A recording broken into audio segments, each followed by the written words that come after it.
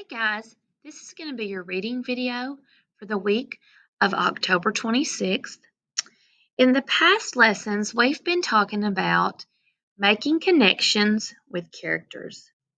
This week, we've listened to the story Salt in His Shoes, and we were able to make connections with the character Michael, and we were able to relate to how he faces problems. In this story, Great Girls Contest, we're going to see how the girls in this story face challenges, and we're going to see how they overcome the problems that they face. And we're also going to make connections with the characters that are in this story. Listen as I read Great Girls Contest. When we read the daydreaming sprinter back before Michael, we make connections with that character as well, and we make connections with his situation. So today we're going to practice that again. So I'm going to show you first how to make connections. Listen as I read Great Girls Contest by Maddie Harper. A village called Gull Lake held a basketball tournament every year. It was called the Great Girls Contest. Teams traveled from far away to play in it. In Gull Lake, there were two sisters who loved basketball. The elder was June, and she was spoiled and selfish. The younger, called Willow, was kind and generous. Willow washed the Gull Lake team's uniforms and cleaned the players' water bottles by herself. She was ready to help at the drop of a hat. June practiced basketball all day, taking breaks to hang out with her friends. Already I can see a difference in the two girls' characters. Notice that the authors told us that the two characters are June and her sister Willow. It says that Willow cleaned the team's uniforms, but June was on the team. It also tells us that Willow was ready to help in any way she could. It says at the drop of a hat. That means quickly. She was quickly ready to help. But Willow practiced, and then as she took breaks, she hung out with her friends. So I can already see that there's a little bit of difference in their personality and in their character. Let's see if that has anything to do with our story. Let's continue reading. Some of the red shirts some of the red shirts players asked Willow if she wanted to play. June interrupted. Willow is too clumsy to play. I'm going to stop right there. So far I've read about these two sisters who they both love basketball. The author describes Willow as being kind and generous. Willow is being helpful and nice to others. She reminds me of a good friend of mine. My friend is also very nice and is always there for me when I need someone to talk to. So that's a way that I can relate to this text. So I can relate it to myself because I know someone like Willow. So I'm relating the text to myself. All right, let's keep reading the next paragraph. Finally, the week of the Great Girls Contest arrived. The contest was held for 3 days. On the first day, June's teammates Lisa asked, "Can you pass the ball to me during the game?" "You bet I can," answered June. When the game started, June did not pass the ball. Instead, she kept the ball for herself and made a basket. She hogged the ball and would not share it. So I can see in this story that June is unkind to her sister Willow, and she makes mean comments about her. She says things that really aren't true. Notice in this paragraph 3, she tells Willow that she can't play because she is too clumsy. That reminds me of the story Salt in His Shoes and how Mark teased Michael about playing basketball. So making a text-to-text connection gives me a better understanding of both the characters and how they solve their problem. So in this part, I was able to make a connection with another story I have read, Salt in His Shoes. The characters acted in a similar way. Mark teased Michael about playing ball in the same way that June teased Willow about playing ball. So that's called a text to text connection because I'm able to connect with another story that I've read. That helps me to understand the story better and maybe even understand why characters make the decisions that they make. I want us to look at this last paragraph on this page, paragraph 7, and it talks about June. She was supposed to pass the ball, wasn't she? But she didn't. It says that instead, she kept the ball for herself and made a basket. She hogged the ball and would not share it. What does the word hogged mean? And how does the word hog relate to kept? Well, I know that it says she was supposed to share the ball, but she did not pass it. It says instead she kept the ball for herself. So I can see that the word hogged probably means that she kept it. That means she didn't share it. She didn't pass it. It also says she hogged the ball and would not share it. Would not share it means the same thing as the word hogged because it has the word and. So I can tell from that sentence the word hogged means the same thing as would not share it or kept it for herself. Oh, that doesn't sound like a good thing, does it? All right, we're going to turn the page and see what happens next. That evening, Willow went to pick up the dirty uniforms. She was sad because she wanted to play. She began to cry. Her Uncle Hank was at the gym. He was the coach for the girls' team. "Why are you so blue, niece?" he asked. "Is it because you do the cleanup yourself?" "No, I wish I could play basketball, but June says I'm too clumsy." "You're not clumsy," said Uncle Hank.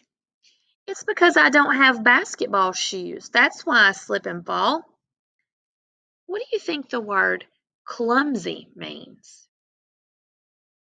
Notice that it says that Willow is clumsy. Her sister thinks she's clumsy. It also says that she doesn't have the right kind of shoes to play basketball in, and that's why she slips and falls. So from reading on further past the word clumsy, I can notice some words that help me understand what clumsy means. Slip and fall. There's also another word way over here I'm noticing, slip or trip. So to slip, fall, or trip would mean clumsy. So what kind of a person slips, trips, and falls? A clumsy person. So maybe because June thinks, maybe because June sees Willow falling and tripping, it makes her think that Willow is clumsy. But Willow knows it's because of her shoes. "Don't worry," he said. Her uncle had some leather and rubber for the soles. He quickly made a pair of basketball shoes. Then Willow put them on. She felt strong and graceful. I want you to think about the difference in how Willow feels. Let's compare how she felt at the beginning of the story without her new shoes. She felt clumsy, didn't she? Now that she has her new shoes, how does she feel? Strong and graceful. So she almost feels confident now, doesn't she? Uncle Hank watched Willow practice by herself. She ran quickly and never slipped. She jumped high and never fell. She made accurate bounce passes. Her overhand throws went straight to Uncle Hank's chest. "You are ready," said Uncle Hank. "Come to the gym tomorrow for the game." The next day, June laughed at Willow in the basketball uniform. "You're still a clumsy ox," she exclaimed. "You'll make our team lose." But Willow did not slip or trip. Whenever she got the ball, she skillfully passed it to the other players. Everyone had a chance to score, and their team won. All right, so let's think about the difference between Willow and her sister June. When June had the ball, did she pass it to her teammates? No, it said she hogged the ball. She kept it for herself, and she was always the one trying to score. When Willow had the ball, did she share the ball? Yes. It says that she passed it to the other players, and everyone had a chance to score. And because they worked together, look what happened. Their team won. Sounds to me like that is the way to go, right? Okay, let's keep reading. The next day was the final game. Willow played again in her new shoes. She made many good passes. Her teammates also made many good passes. The Gull Lake Redshirts played so well together that they won the championship. I like this picture. Look at all the girls. They look happy and they look like a team, don't they? They're all linking arms and they're all helping each other. And then look at this one back here. Who do you think this player is back here standing by herself? That's right. I bet that's June. You know, June didn't want to work with the other team. She just wanted to hog the ball for herself. But because these girls worked together as a team, they were able to win. Not just the game, but they won the championship. What connections can you make with this story? If you remember on the other pages, I made a connection to myself. I talked about having a friend that was like Willow, that was caring and wanted to help others. Can you make a connection with a character in the story? Maybe you have heard or seen someone that acts like June, where they tease others and they want to do things themselves. Or can you make a connection with Willow? Or maybe some of the other players, maybe that they want the ball and nobody will pass it to them, or June wouldn't pass it to them. Can you make a connection with another story? Maybe another story we've read reminds you of this story. I think there's a lesson to be learned in this story, just like some of the other stories we read, King Midas and the Daydreaming Sprinter. They all had a lesson to be learned. That's called a central message. Sometimes an author will use a story to try to send us a message in a story. That can be called the theme. The theme is the message that's in the story. And you can think about what you can learn from the story that you can apply to real life, or the lesson that the author wants you to learn. What do you think the theme or the message is in this story? What lesson do you think the author wants us to learn? Very good. I think the author wants us to learn it's important to work together, right, as a team. But also, we need to learn that it's not a good idea to be bossy or not share with others, to try to do things all on our own.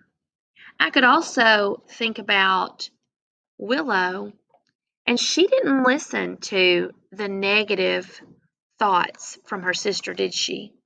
She was confident in herself and she was determined to continue. That is important that we have determination. Even when we face a challenge or even when something is hard, we have to keep trying. I think that would be a good theme for this story also.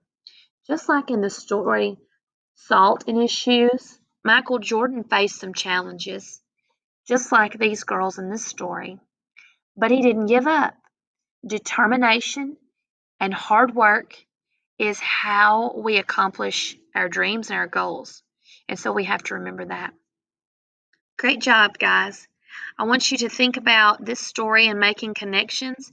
And I want you to remember that there's an activity to go along with this. on Google Classroom. So continue with your work, and I'll talk to you next time. Bye.